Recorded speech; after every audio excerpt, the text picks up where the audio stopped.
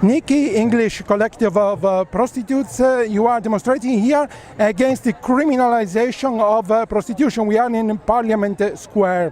What is the law you are protesting against?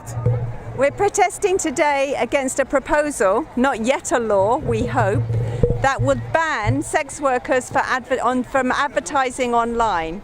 It's really crucial that we're able to advertise online and check out clients in that way. And if we are prevented from doing that, we will end up either working on the streets where it's much more dangerous or in the hands of exploitative bosses. So we are here to tell politicians, starting with Labour women MPs, that they should listen to sex workers, they should consult us before putting forward these proposals. We don't want criminalisation, we're campaigning for decriminalisation and safety.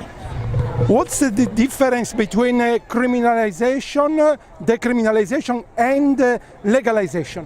Decriminalisation's only been brought in one country of the world, New Zealand, but where it has been brought in, it's been enormously successful. 90% of sex workers said they had more rights, more employment rights, safety rights under decriminalisation. Legalisation is what they have in the Netherlands, in Nevada and in a few other places where the state determines where you can work. If you work in a state-run brothel, it makes the state the pimp. If you work outside of that brothel, you're still criminalised. That's not the system we want. We want the power in our own hands as workers to refuse the exploitative bosses and to end criminalisation. When sex workers are under attack, what do we do? Stand up, fight back! When migrants are under attack, what do we do? Stand up, fight back! When single mothers are under attack, what do we do? Stand up, fight back! When women's rights are under attack, what do we do?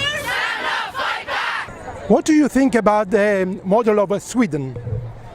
The Swedish law that criminalised clients has caused more stigma and more discrimination and has forced sex workers into more precarious and vulnerable situations. It's not true that sex workers have been decriminalised. If you work together with a friend, you still face prosecution. And the stigma has increased to the extent that some sex working mums are now losing custody of their children. That is not a law that we want here.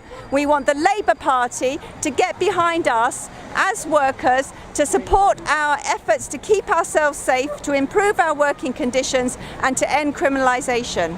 Some people say that all prostitutes are forced to do this job, but you deny this. You say that there are also women who choose to do this kind of job. Many of us go into prostitution because it's the best job out of a set of very bad choices. That's the fact of it. That does not mean we are forced. It means that this is the best option for us at this particular point in time. Prostitution is essentially consenting sex for money, and it should not be criminalised.